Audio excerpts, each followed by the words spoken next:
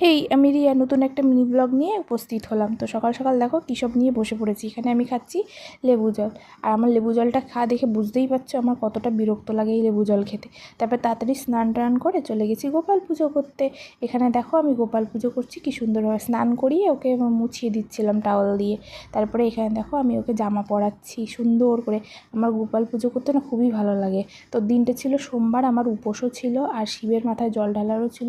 তো আগে গোপাল পুজো করে নিলাম, তারপর শিবের মাথায় জল ঢেলে নিলাম। তো এখানে দেখো জামা কাপড় পরানো হয়ে গেছে।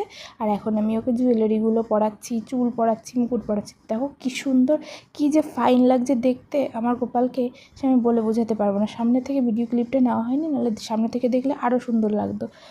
তো এখানে আমি শিবের মাথায় জল ঢালছি। আর তোমাদের যদি এরকম ধরনের ভিডিও ভালো লেগে থাকে তাহলে চ্যানেলটাকে সাবস্ক্রাইব করে দিও, লাইক কমেন্ট করতে ভুলো না। দেখা হবে নেক্সট মিনি ব্লগে, ততক্ষণের জন্য বাই।